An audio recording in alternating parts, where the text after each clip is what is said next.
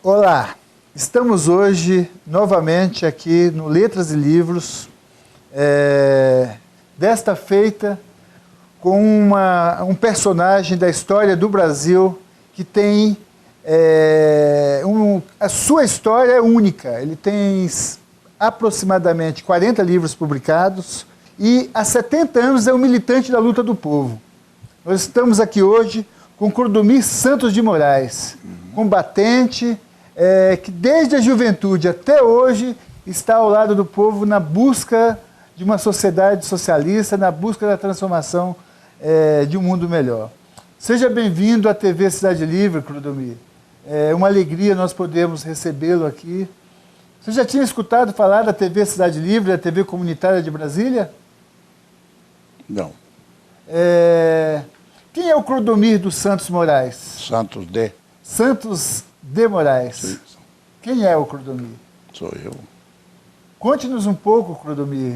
Você começou a militar com que idade mesmo? 18 anos.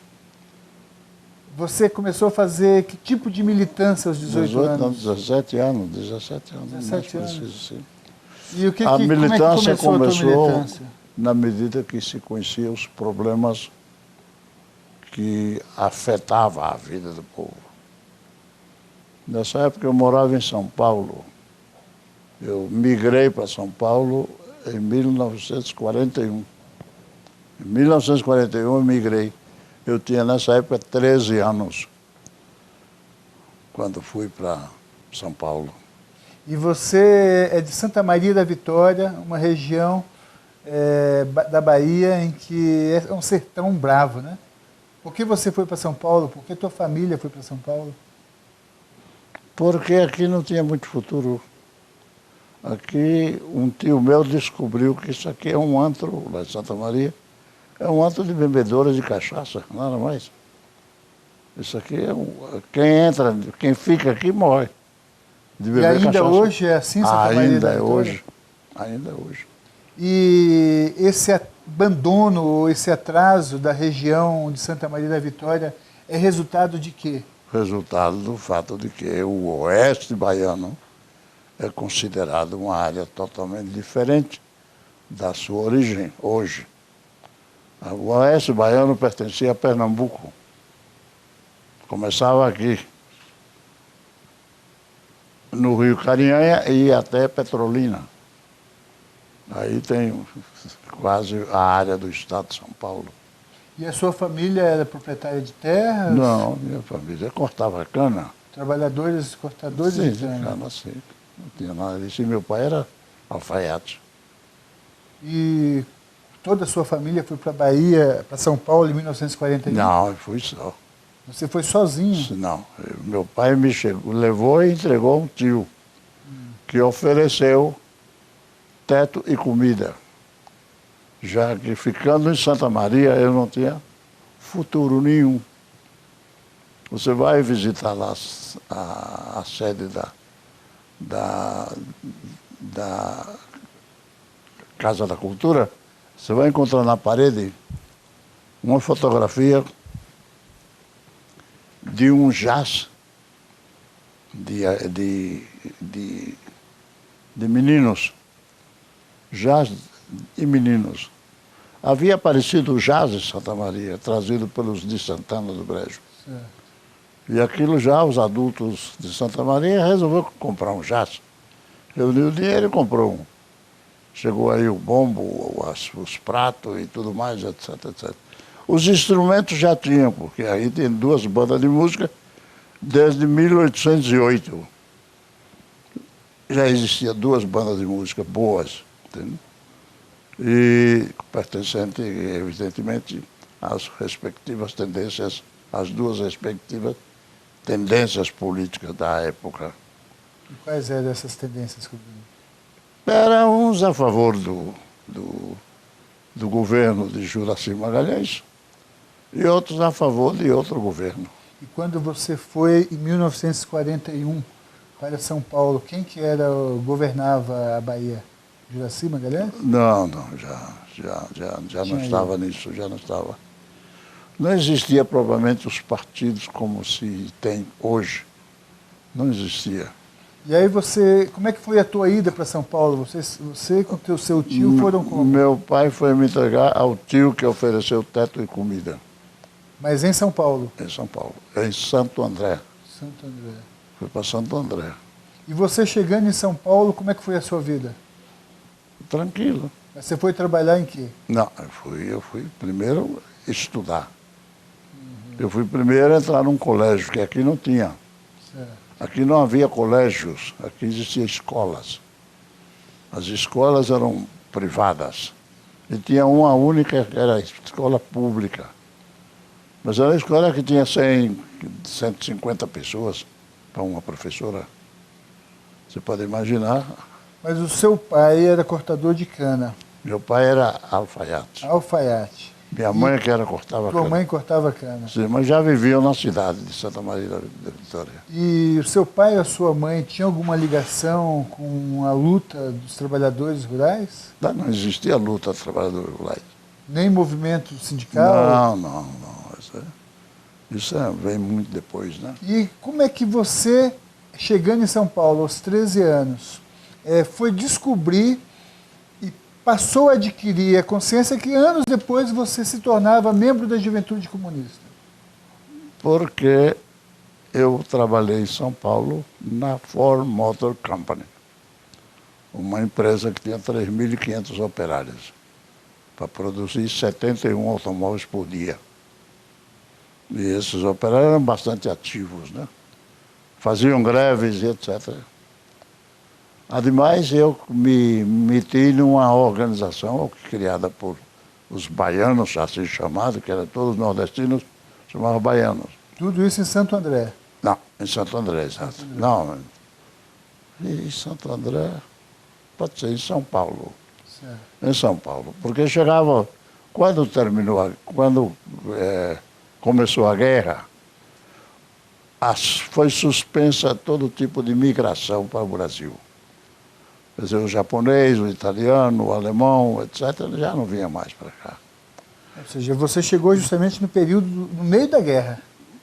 E você, mesmo adolescente, acompanhou as discussões, porque se eu não estou enganado, Plínio Salgado mobilizava a juventude, os camisa verde.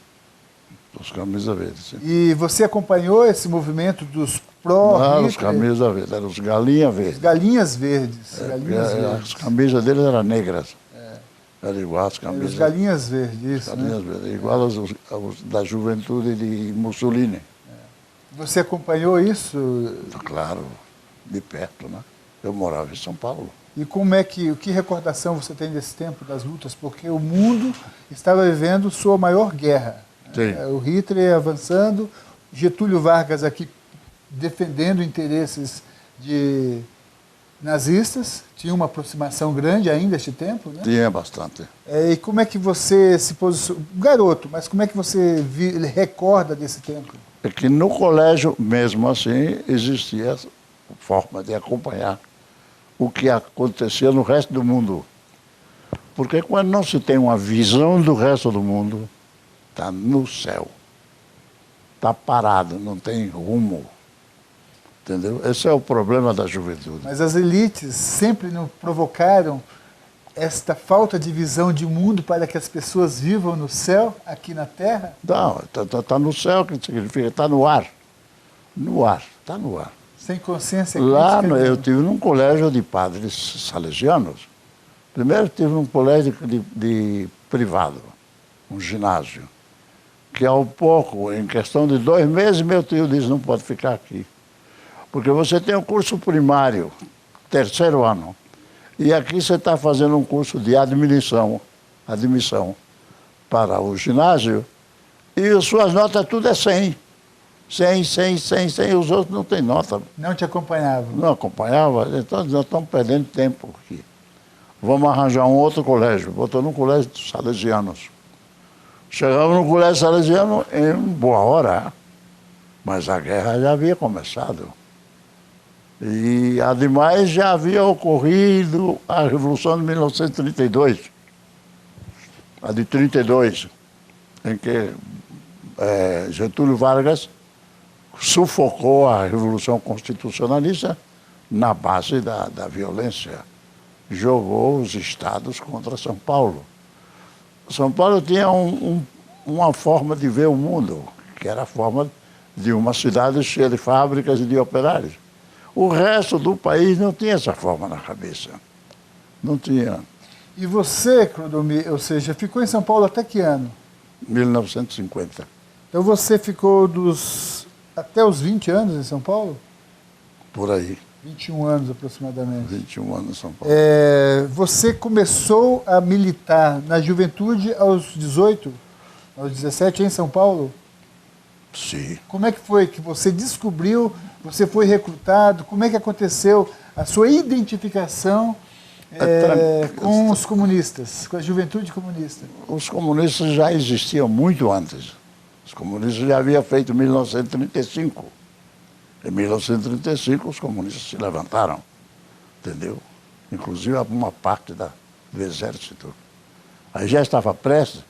Anteriormente, Prestes já tinha também o seu ponto de vista, que era 1922, 23, que eram os tenentistas, etc. Mas no nosso caso é o seguinte, no colégio adventista, no colégio salesiano, eu era o único que tinha essa cor. Todos os outros eram olhos azuis e brancos. Todos filhos de italiano e de alemão.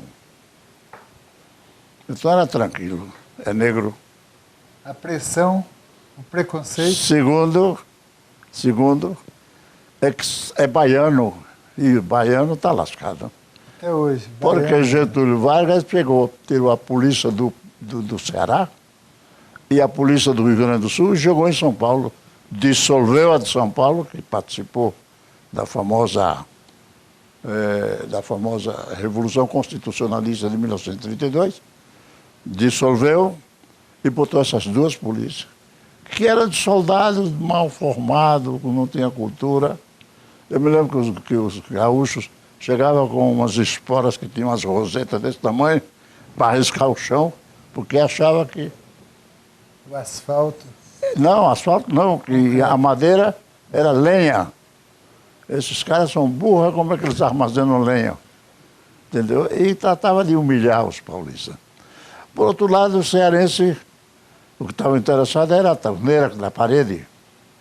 Arrancava todas as torneiras.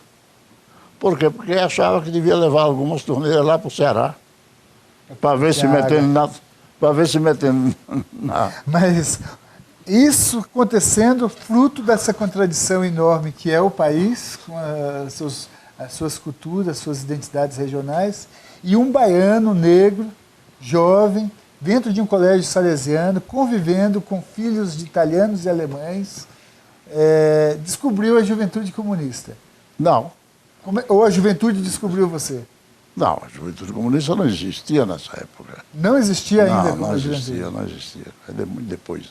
Mas você entrou no partido? Eu entrei aí, eu no colégio salesiano, cheguei à conclusão de que nós éramos diferentes. Eu e mais meia dúzia ou 15, eram 15, eram diferentes dos outros. E já, primeiro, não podia ouvir músicas que não fosse religiosa. Tem que ser música profana, não pode. Religiosa, sim. Segundo, não podia ter notícias em jornais, nada podia passar pelo colégio. Mas tinha professores que respiravam política e história. E um deles era o professor de ciências, que nos ensinou a fazer rádio galena, o avô do rádio. O avô do rádio chama rádio galena, que é uma pedra de chumbo, galena, com 10 metros ou 20 metros de bobina. Essa bobina vai para uma antena e a outra passa para a galena. E a galena, antes de sair, ao sair, já tem um fone que vai permitir você escutar a zoada da agulha na galena. E este professor ensinou vocês a fazer? Todos nós, os que éramos contra o eixo, contra a reação, entendeu? Daquela época. E os colegas, esses filhos de alemães e italianos, todos favoráveis ao eixo? A maioria. Então havia essa contradição também, o reflexo da Guerra Mundial dentro da escola? Dentro, meus padres eram todos a favor de Mussolini e Hitler. Eram alemães ou italianos, não? Entendeu? E isso ocorria em todas as escolas ou apenas nessas escolas católicas? Quase todas as escolas católicas. Quase todas. Assim era. E aí, Clodomir, eu gostaria de saber como é que então que a juventude comunista se organizou nesse momento que o mundo vivia o conflito da Segunda Guerra? Porque a juventude comunista nasceu no seio da classe operária. A juventude não é autônoma, que se imagina que recebe inspiração do céu, já pronto. Não. Eles são reflexo, sim, da luta dos operários com os salários baixos, das marmitas feitas em lata de sardinha. Tá? Isso tudo os filhos dos operários aprendem. E como é que foi então que vocês se organizaram? Os filhos dos operários, os filhos dos trabalhadores, aqueles que não que combatiam a guerra, os nazistas, os nazifascistas, o eixo. Como que vocês se organizaram então para construir a juventude? Nas férias nós tínhamos sempre bom mapa para ver como é que está as frentes de batalha, seja no Pacífico, na Europa, etc. Nós tínhamos sempre, estava em dia com as notícias, porque os jornais circulavam. Tá? E o que acontecia? Nós, quando estávamos dentro do colégio, nós tínhamos o nosso rádiozinho, que era desse tamanho. Era um pouco mais do que uma caixa de fósforo. Aquele que o professor havia ensinado a fazer? Sim. E que precisava de uma antena. A antena era a cama patente, porque tinha um sistema metálico de molas, que é uma antena espetacular. E tinha mais, atrás da cama dos alunos, passava o cano metálico, que era o térreo mais fabuloso que você podia ter. Não existia plástico. Então, quando o padre, o clérigo, já estava roncando, a gente já ligava os rádiozinhos e ficava escutando. E qual era a rádio que vocês escutavam? Usava a rádio Tupi, rádio de transmissora de São Paulo. E todas as comunicações na guerra e o povo, Vargas apoiava o eixo. Uhum. Os religiosos destas escolas também apoiavam o eixo. O eixo era Alemanha, Itália, Japão. E o povo nas ruas? O povo seguia o que a imprensa determinava. A imprensa, naquela época, estava vendida às grandes empresas. A imprensa não existia, como não existe até hoje, liberdade de imprensa. Existe liberdade de empresa.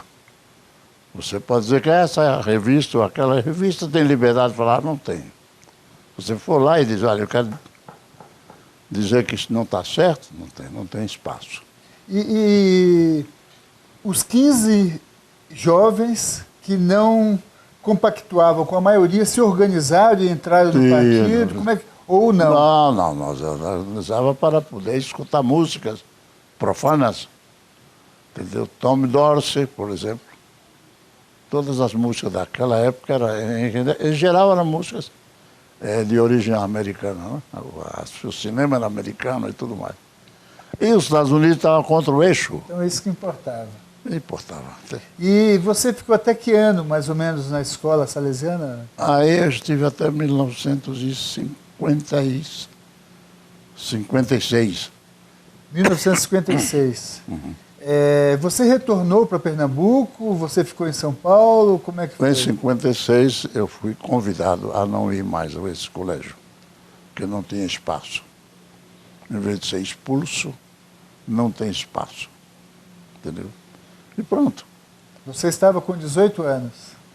Nessa época tinha um pouco menos, 17 anos. 17 anos. 17 anos. E o que você, depois que a escola lhe convidou a se retirar, Exato. o que você fez? Eu fui para um colégio de adventista do 7º dia. Mais rígido ainda. Porque tinha vários santamarienses famosos lá. Otoniel Brandão, advogado brilhante. Enoque da Rocha, que também era um poeta famoso daqui, entendeu? Da Rocha Medrado, que morava aí na Rua dos Doidos, entendeu? Já estavam lá. E você, aos 17 anos, Curdomir, já estava produzindo textos, escrevendo? Claro. Já tinha publicado alguma coisa? Já tinha publicado o primeiro livro. Qual foi? O Amor e a Sociedade. Sobre o amor e a sociedade. E a sociedade. Entendeu? Sobre o que tratava? Tratava das lutas de classe também. O amor e a luta de classe. Entendeu? Isso foi aos 17? Aos 18 anos foi publicado. Por uma editora que fez um estardalhaço com o livro. E resultou que uma academia de letras da cidade de São Paulo achou interessante o livro e me convidou para fazer parte da Academia de Letras de São Paulo. Aos 18 anos? Aos 18 anos. Aí foi o primeiro livro. Eu vou lhe oferecer um exemplar. Eu agradeço e desejo imensamente. Nesse livro tem uma poesia, um soneto. Esse soneto profecia a vitória de Mao Tse-tung em Pequim. Mas você já tinha uma definição, era 18 anos, você tinha ficado vários anos com os salesianos, foi para a Escola Adventista do 7º Dia, publicou o primeiro livro, foi convidado para integrar a Academia de Letras de São Paulo, e você já tinha uma definição ideológica para tratar? Já. Como é que você se agregou, se identificou com essa ideologia revolucionária? O povo é que ensina e o trabalho ensina mais ainda. Eu fui trabalhar no Colégio Adventista como plantador, ou melhor, carpinador de plantios de pinho e eucalipto, porque não existia gasolina na área. A gasolina foi toda para a guerra. Então aqui se usava um motor que se movia com carvão vegetal. Esse carvão vegetal soltava evidentemente uma fumaça que se filtrava antes de entrar no carburador. E aqui todos as grandes vias de transporte, ou melhor, todos os grandes meios de transporte se movia a carvão vegetal. Entendeu? Só no Nordeste que tinha uma parte que não era, porque lá estava instalada todo aquele meio de mundo que ia como é que diz, jogar as tropas norte-americanas na África. Foi em Natal que se construiu a barreira do inferno. Daí saíam para lá. E qual foi, Clodomir, a sua primeira experiência organizativa dentro de uma organização política? Bem, deixa eu explicar. Terminado o 4º ano ginasial, o ano seguinte no Colégio Adventista era teologia. E eu dizia, não, teologia não estou interessado. Teologia. Eu já vinha de um colégio de padre, entendeu? E agora entrava num colégio adventista com teologias mais ou menos parecidas, né? Eu vou trabalhar aos domingos, tenho direito a trabalhar no domingo, e vou juntar dinheiro a fim de passar um ano sem trabalhar. Passar um ano estudando só.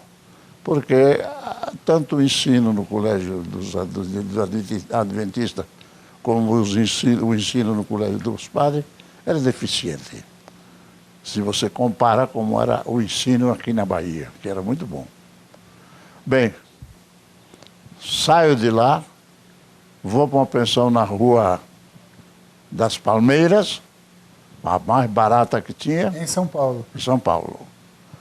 E lá em frente à Praça Marechal Deodoro, passava essa avenida, essa rua. E no fim dessa rua, 200 metros depois, aí estava um colégio chamado Colégio São Paulo, de classe média. Eu caí nesse ninho, nesse nicho, que era o mais perto e o mais barato. Dinheiro para pagar o diretório do colégio, eu tinha. Paguei o diretório do colégio, pronto. O diretório é o organismo político do colégio, dos alunos, não? Então aí que eu encontrei, com quem eu estudei? Com o Fernando Henrique Cardoso, com Radá Abramo, com a filha de Monteiro Lobato, com o ajudante de Portinari, toda esquerda. Entendeu? Com esse mundo, o diretório estudantil era um organismo poderoso que criou, logo em seguida, a UESP, União de Estudantes Secundaristas de São Paulo, que a polícia fechou. Isso em que ano? 1976. Ou 56. Não, 46. 1946. 47. E o outro era como é que chama? Quando fecharam, nós organizamos, apoiado nos padres dominicanos, organizamos lá no colégio deles, secretamente, a CESP. Não, CESP era Centro de Estudos Secundários de São Paulo. Sim, pronto. Aí estávamos conectados. E ali você conheceu, no Colégio São Paulo, dentro da UESP e do CESP, você já começou a conviver com os comunistas, com o Partido Comunista. Nesse tempo só tinha o Partido Comunista Brasileiro. Não, tinha outros. Mas revolucionário? Tinha outros. Quem? Tinha o Partido Socialista. O PSB é de 19... anterior. Mas anterior. O PSB era revolucionário? Sim, era revolucionário. Nesse período? Nesse período era revolucionário, sim. O Partido Porque Comunista... hoje o PSB não é mais revolucionário. Não, hoje é outra coisa, entendeu? Mas tinha vários partidos que eram revolucionários nessa época. E você já estava no PCB nesse tempo? Não. Não. O PCB vem muito depois. O PCB. O PCB vem muito depois.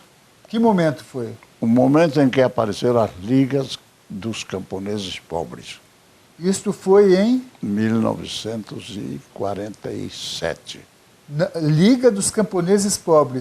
Não as ligas camponesas. Não. Anterior às ligas camponesas. Anterior. E como é que você se inseriu nessa discussão da Liga dos Camponeses Pobres? Porque a gente havia criado uma associação nordestina para receber os camponeses que vinham do Nordeste para ir trabalhar em São Paulo, porque já não existia mais migração. Já não existia braços suficientes para São Paulo, que crescia em vertical. Então tudo era feito através do Rio São Francisco. E em Juazeiro chegava quantidades enormes de camponeses perseguidos pela seca, entrava aí e vinha bater em São Paulo. E aí eram maltratados, eram distribuídos para as fazendas de cana, as fazendas de café e as fazendas de como é que chama? De café, cana e algodão. Algodão. Colhedores, eles precisavam de braços para colher. Mas tratavam muito mal. Então eram os trabalhadores que hoje são chamados como boia fria. Boia fria, exatamente. E a partir desta... Eles eram recebidos e tratados como cachorro já ao descer do trem. Porque chegavam os latifundiários e eu quero... Esse grupo é meu, esse grupo é meu, esse grupo é meu. Produto, é meu. Uma mercadoria sem valor. E às vezes a criança que... Não, o meu pai é aquele. Não quero saber de criança, não. Você fica aí. Era uma coisa trágica, trágica. Aí organizamos a Associação Nortista. A Associação Nortista criou escritório e foi uma estrutura destinada a pegar esses braços e arranjar trabalho para eles. Entendeu? E isso foi em que ano, Clodomir? 1947. Você estava, nesse período, com 17, 18 anos. 18 anos. 18 anos. Clodomir, nós vamos fazer uma parada. Este é o programa Letras e Livros.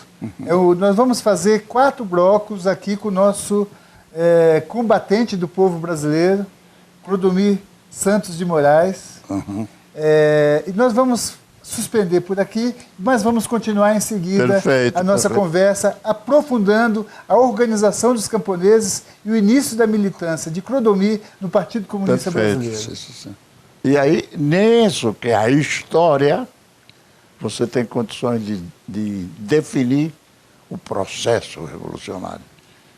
Logo mais vamos discutir a organização revolucionária do povo brasileiro a partir da experiência de nosso companheiro Clodomir Santos. Continue conosco na TV Cidade Livre. Obrigado, Clodomir. Obrigado a todos.